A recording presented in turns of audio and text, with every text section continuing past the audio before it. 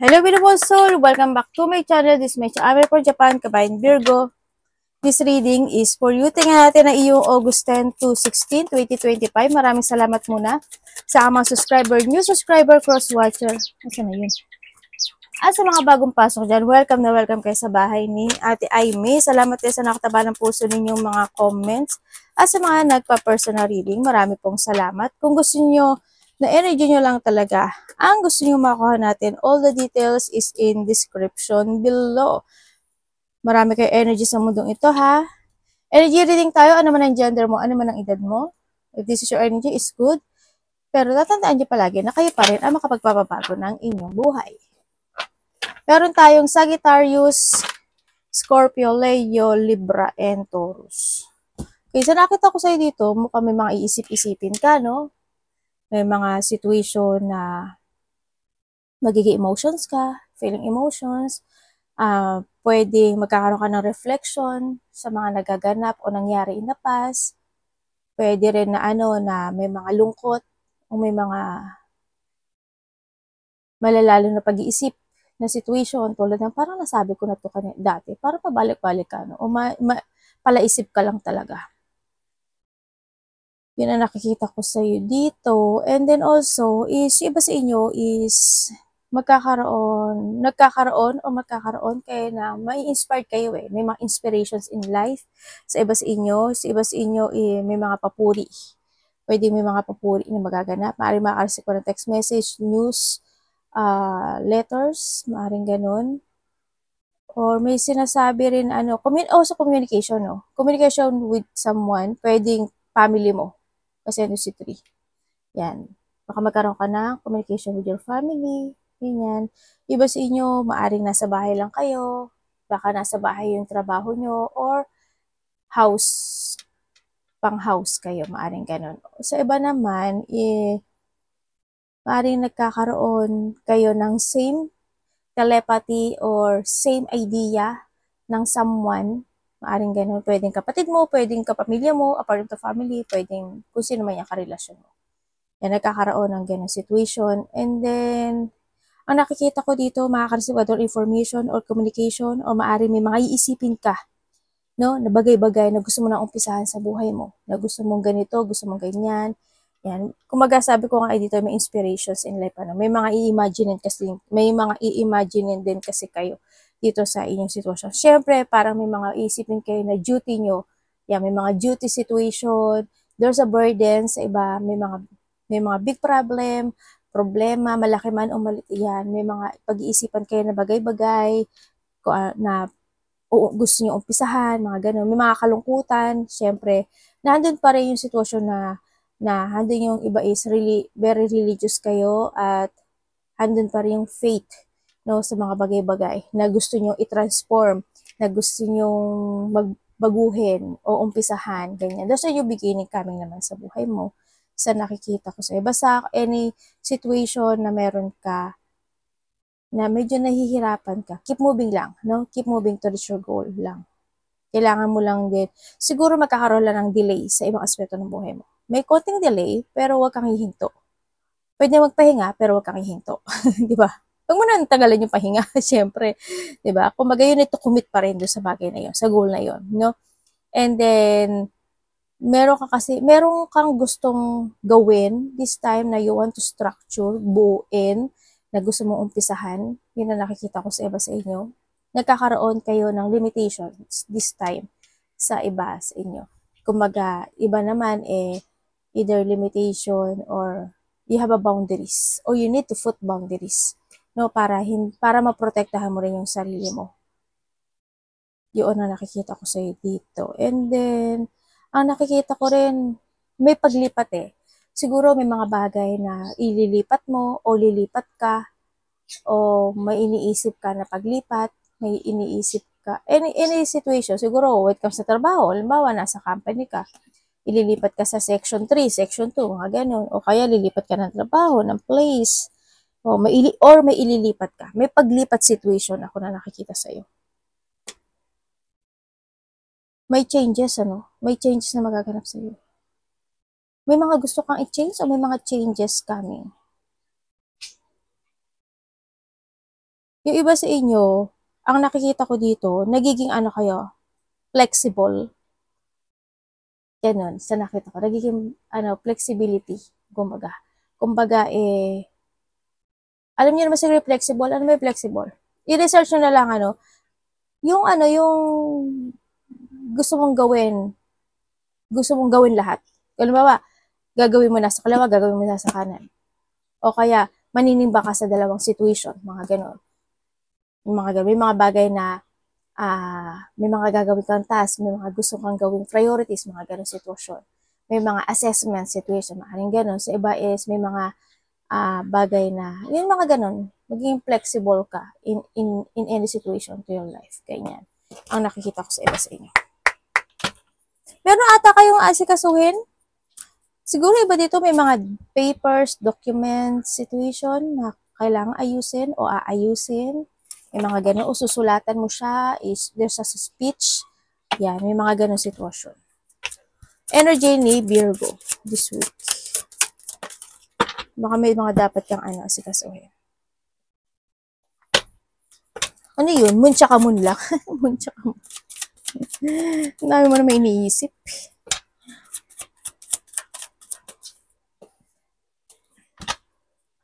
Energy mo, ang energy mo, may sakit ka ba, Leo? Ay, Leo. Sorry, Leo na naman. Apply ko kayo na Leo, Virgo. May sakit ka ba? O maybe, a part of the family may sakit o may nararamdaman ka lang na. O medyo weak yung energy mo sa akin, Virgo, no?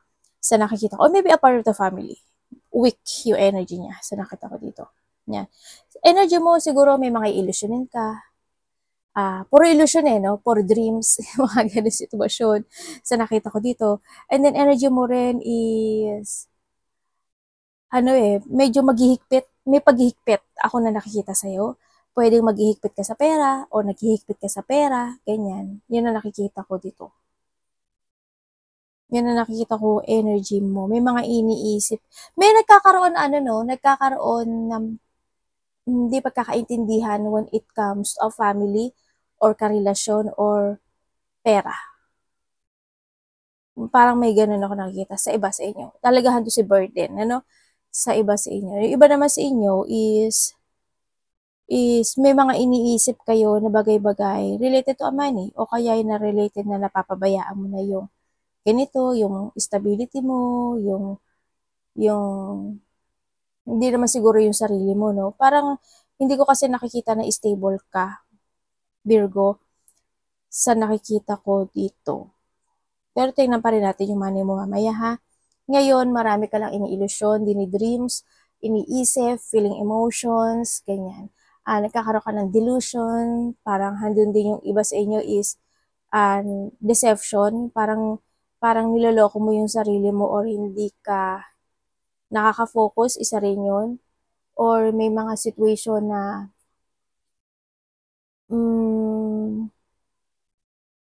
nagkakaroon kayo ng subconsciousness, mga ganyan sitwasyon. Pwede rin sa iba na nagigising kayo sa gabi, ganyan, konti lang yung tulog nyo, o kaya pwede rin kayo night shift, no? Medyo anuhan nyo lang yung sarili nyo. Alagaan nyo yung sarili nyo, ha? Magbawi kayo ng tulog. Tingnan natin ang parating kay Virgo. Baka dahil sa marami ka lang din iniisip, diba? Parating sa'yo, uy. Ano to, universe?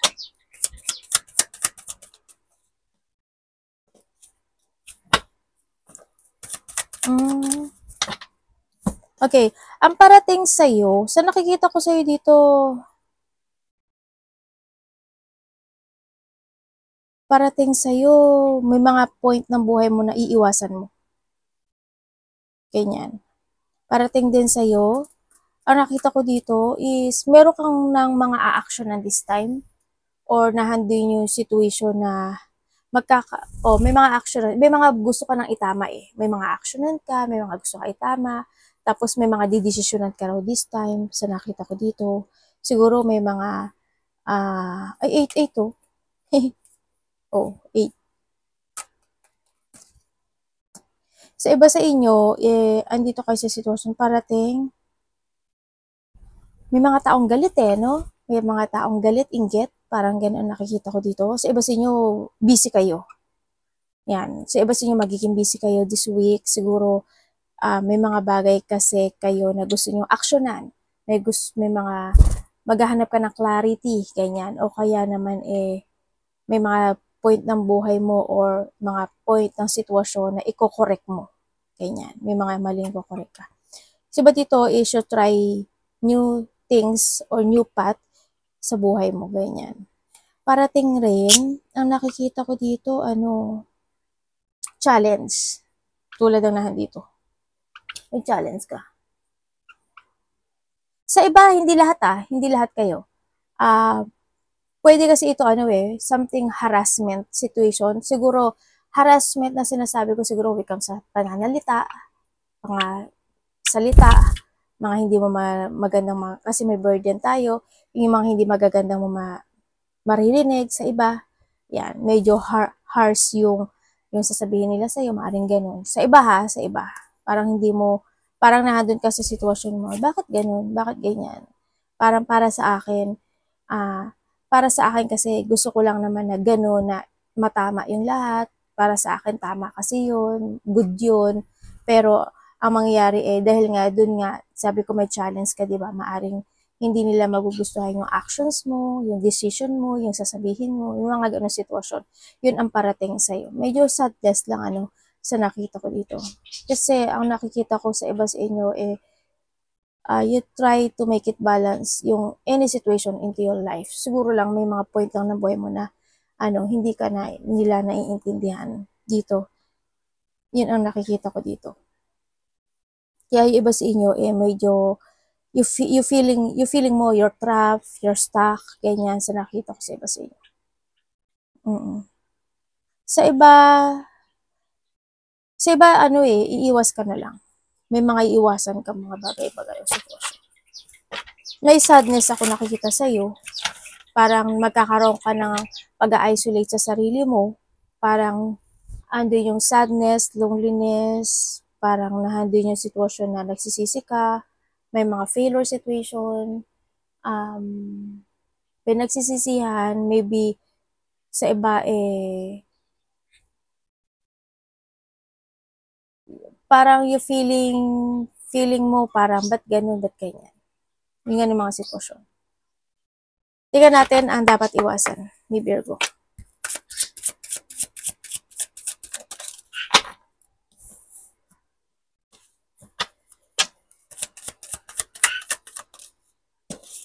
Your angel, you are my angel. Okay. O yun moon na naman Ang dami mong moon Moon. Ba't ang dami mong moon?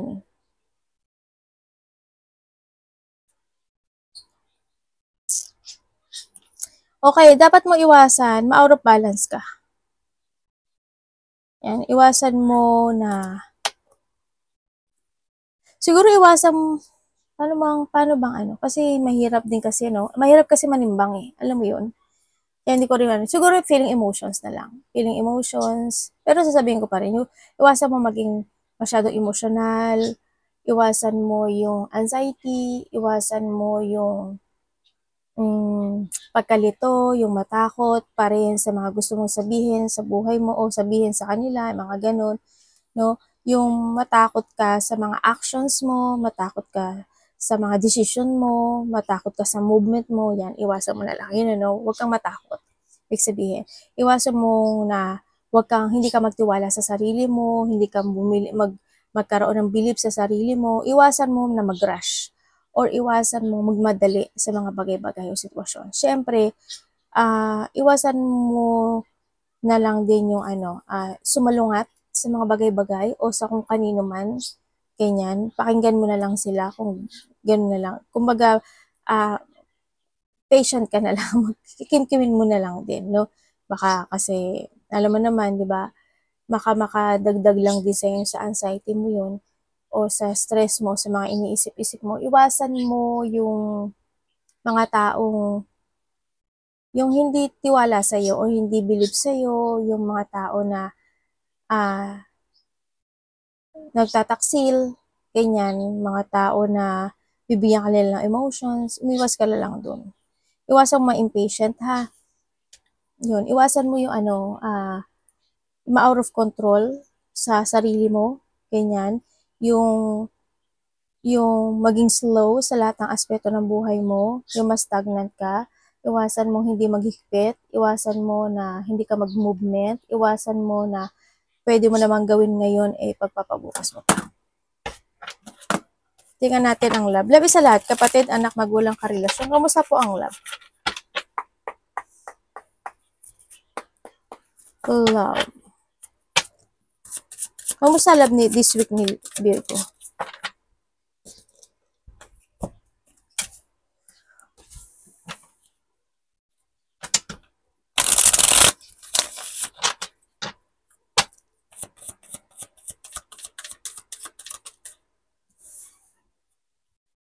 Uy, ba't ganon? Bakit ba ganyan? When it comes sa love. Okay, when it comes sa love, siguro nandito ka sa point ng buhay mo. Halimbawa, kung ano naman kayo ha, kung tutuusin, Virgo, attractive ka. Attractive ka, Virgo, sa nakikita ko sa'yo dito. Kung nagkahiwalay kayo nitong taon na to, sa nakikita ko dito, maaring itong taon na to, nalito siya. Or vice versa tayo, wala akong point in name. Nalito siya in this relationship sa nakikita ko dito. Pero kung sabi mo sa akin na natin nag-move on na ba siya? They feel lonely, dito sa nakikita ko dito. Kasi, why? Nalulungkot siya kasi hindi niya kayang ibigay o hindi niya kayang maibigay sa'yo. Vice versa tayo. Yung love na gusto mo, na tulad ng love na binibigay mo sa kanya. Yun ang nakikita ko dito. Nagkakaroon siya ng loneliness nitong taon na to. Or vice versa tayo. May iniwan sa ere. Kung nagkahiwalay kayo, medyo may pag-iwan sa ere. Ako nakikita dito. Pero ang nakikita ko dito, hindi pa siya nakaka-move on.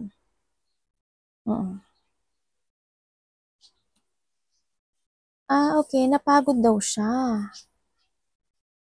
Parang nagkaroon siya ng napagod siya, kaya siya nagkaroon ng pagmumove. Parang ang sinasabi niya dito, gusto niya muna mag-umpisa sa sarili niya.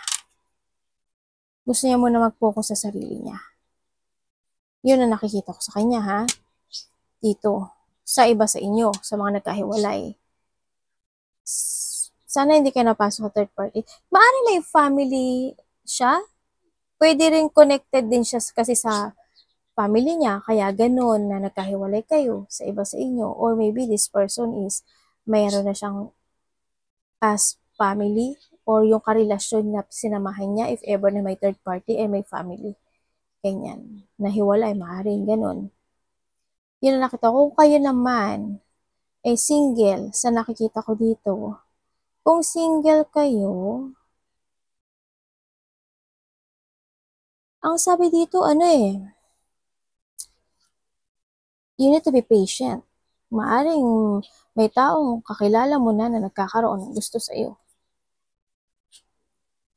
Kasi attractive ka naman. Kumbaga, itong tao na to, bago to, kinikim-kim niya lang din yung niraramdaman niya sa iyo. They still care. Aware siya, hindi ko alam why, pero aware naman siya sa feeling niya, pero hindi niya, sinushow. Parang kinikip niya yung feelings niya. Medyo, pinipilit niya pa rin na, i-disconnect yung sarili niya sa'yo. Hindi ko alam why. Kung may karelasyon ba siya or wala, pero yun ang nakikita ko dito. Kung kayo naman is in relationship nitong tao na to, sa nakikita ko dito, hindi naman kayo gano'n nag-uusap. Minsan, siguro, nag-uusap kayo. Ganyan. Good comes sa, nandito naman si Ten of Cups, diba? Kumbaga, nandito naman, siguro, minsan nag-uusap kayo, nandun naman yung Ten of Cups, nandun naman din yung love, nagkakaroon naman kayo ng mga plano sa buhay nyo. Kung tutuusin, isa sa inyo, i-disconnect niya yung sarili nyo eh. Yun lang nakikita ko. Parang, yung isa siguro, you want to be alone, or pwede rin kayong dalawa, ganyan. Na gusto nyo muna mag-isa, magkanya-kanya, pero nag-uusap naman sometimes. Andun naman si Ten of Cups eh. Andun naman yung love kahit pa paano sa nakikita ko dito. May nagkakaroon lang ng pagpaplano. Yan, may mga plano kayo, ganyan. May mga, pwede rin sa iba sa inyo kung magkakarelasyon kayo, may doubt ang bawat isa. Maaaring nagkaka-doubt ka sa kanya o nagkaka-doubt siya sa iyo. Vice versa tayo. So, siguro nandun yung situation na, ano kaya iniisip nitong kapartner ko? Ano kayang plano nito sa amin? Ano kayang ano nito? Siguro may mga ganun, or maybe may doubt about something, di ba? Yun ang nakikita ko dito. Sa iba sa inyo.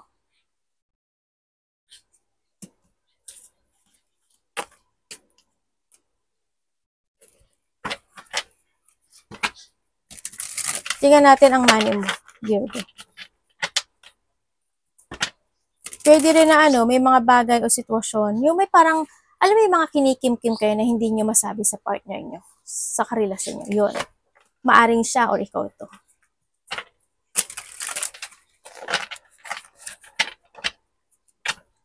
Kamusta ang money ni Virgo?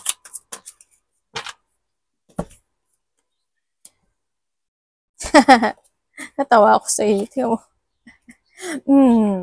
Sabi mo, sa money ko, tutusin, marami akong gustong gawin eh. Kung tutusin, marami akong pangarap eh. Kaso, kaso,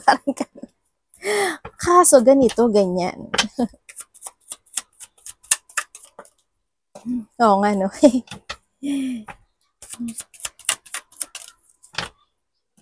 Okay, when it comes sa money mo, yes, you're waiting, no? Sa nakita ko dito. Sa money mo, talaga na doon ka sa point ng ano mo, buhay mo na, syempre, you wish na sana marami kang pera, sana maging okay yung buhay mo kasi may mga gusto kang gawin o may mga wish fulfillment ka na gusto mo makamit into your life. Yun ang nakita ko. When it comes sa money, you're still waiting. No, maaring nagkakaroon ng mga bagong plano, maaring nagkakaroon ng mga strategy kung paano maging okay. Meron kang 9-9, no? Paano maging, ay, 3 yung 9 mo, congrats. Kung paano maging okay yung kaperahan mo this time, maaring nagkakaroon ka ng mga bagong pananaw sa kinakabukasan, yan. Andun din yung situation mo na you are sacrificing din sa nakikita ko dito. Uy, merong this August may mangyayaring handaan sa'yo. Baka may inuman, kainan, diba? Yun ang nakikita ko sa iba sa inyo. Kumbaga, may nagkakaroon ka ng idea paano paano maging maganda yung takbo ng iyong kaperahan this time. So, yes, you're still waiting. Maaaring may mga hinihintay ka, yan. Baka naghihintay ka ng may mga magbabayad, papasok na pera, mga ganong sitwasyon. So, syempre, andun yung wish mo talaga. Wish mo talaga na maging okay ang lahat. Pero dito sa ngayon, syempre medyo weak siya, no? Sa kita ko ito, medyo weak.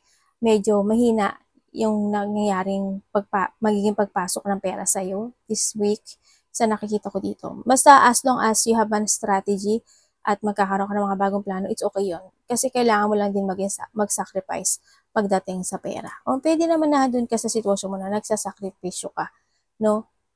Yan. May mga gusto kang gawin kaso hindi po pa kaya kasi maaaring nagkakaroon ng problema when it comes to finances or hindi pa kaya ng budget yung ibang bagay na gusto mo makamit. Tingnan natin, any opportunity pa kay Virgo.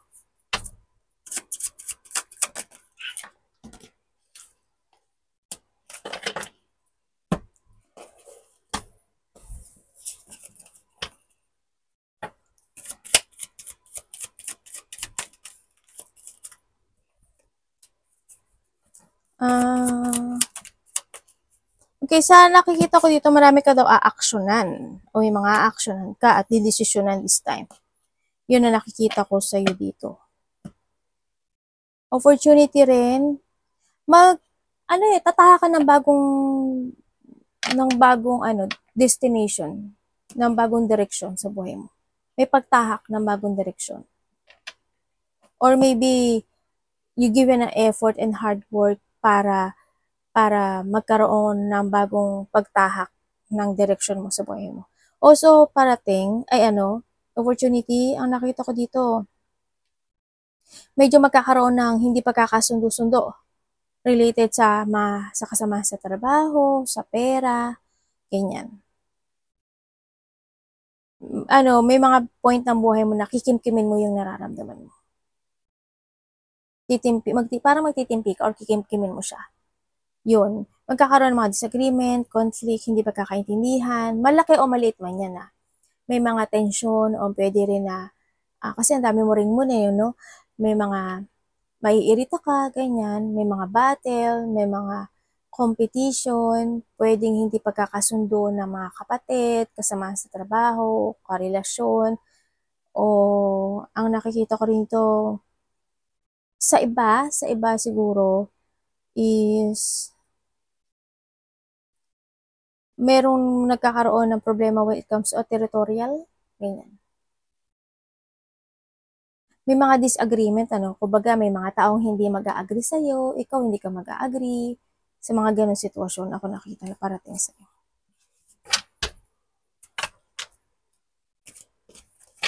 Advice, universe. May darating na opportunity sa'yo. Ano ba yan? Advice.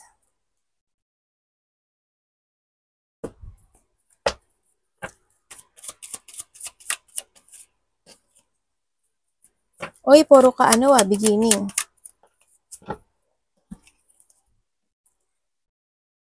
Okay, when it comes sa advice. Sa advice, sabi dito kasi, alam mo, you have an ability, Virgo, to manifest something into your life. Ang sinasabi dito. Kasi lahat ng ima-manifest mo, magkakatotoo. Tsaka ikaw yung tao na na kaya mong solusyonan, kaya mong gawin, kaya mong makamit yung mga gusto mo sa buhay mo, no? Sa nakita ko. Minsan lang siguro, nagkakaroon ka lang din ng frustration, nai-stuck ka, natatrap ka lang sa mga bagay-bagay o sitwasyon mo, pero don't stay doon sa bagay na yun. Huwag ka magstay doon, no? In that part, kailangan mo rin kumilos. Start a new beginning into your life, focus ka sa manifestation mo, may papasok na pera sa'yo, no? And then, mag-forward ka lang sa lahat ng plano mo to grow. It's time to progress, be adventurous, explore lang, di ba? Try ng try. The more experience ng buhay, the more na magsasucess ka sa buhay mo. The more na magkakaroon ng mga happy outcome situation, no? Spread your wings, fly high, ang sinasabi dito.